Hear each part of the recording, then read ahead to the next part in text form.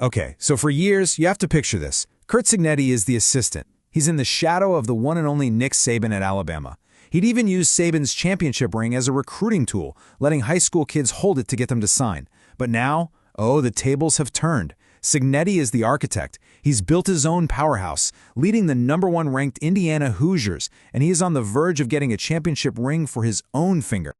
So that brings us to the big question, right? How on earth did a guy who is a rookie head coach at 49 years old, how did he build a system so dominant that it basically conquered college football? To figure that out, we have to rewind. We're going all the way back to his very first shot.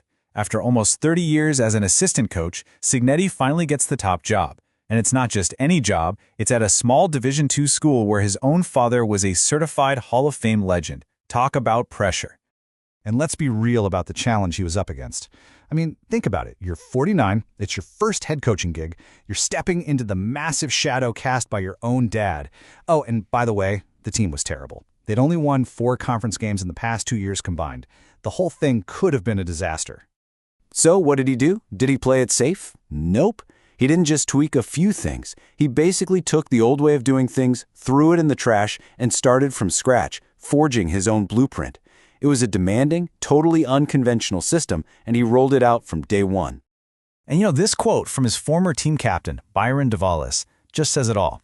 He literally thought, this dude is either completely crazy and this is going to fail spectacularly, or it's going to work really, really well. There was just no middle ground. That's how nuts these changes seemed at the time. So what was this crazy method? Well, it really boiled down to 3 things. Number 1, forge leaders. He sent potential captains to secretive, grueling ROTC courses. Number 2, demand toughness. We're talking mandatory 5 a.m. workouts 3 times a week. And number 3, maximize efficiency. He cut practice time in half, but made them so intense they were timed to get 3 snaps every single minute. And when I say the ROTC course was intense, this wasn't some leadership seminar with donuts and coffee. No way. These guys were carrying massive logs together, bear crawling across fields with teammates on their backs, and literally diving into swimming pools to rescue weighted dummies. This was all about building real leaders through pure shared struggle. The result? It was immediate, and it was brutal. 12. That's the number of players who just flat out quit during that very first winter conditioning. They couldn't hang with the 5 a.m. starts and the constant pressure. Cignetti was basically weeding out anyone who wasn't all in. But for the players who made it through, something powerful started to happen. And that brings us to the real turning point, that one specific moment where the culture flipped and the players stopped just following the coach and started owning the program for themselves. So to get the scene, you have to know Cignetti had this habit. He would constantly lean on his experience at Alabama to prove his points. Almost every story started with, when I was at Alabama. It was his way of showing them what a championship standard looked like. So one day, right before the 2012 conference championship game, Cignetti starts up again. When I was at Alabama, and out of nowhere, a player cuts him off. He says, "Coach, no disrespect, but you're not at Alabama no more, man. This is Indiana." And he meant Indiana, Pennsylvania, their town, their team. Now you'd think a coach would be furious, right?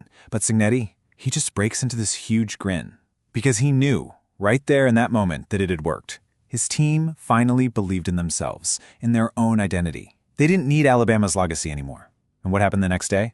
They went out and absolutely crushed their rival 41-10 to win the championship. That moment proved that the blueprint wasn't just some gimmick. It was real. And here's the amazing part. The system he built at a tiny Division II school wasn't a one-hit wonder. It was totally scalable. It worked at every single level he took it to. I mean, just look at this climb. He wins at IUP. Then he jumps up a level to Elon and completely rebuilds their program. Then he goes to James Madison and turns them into a national power.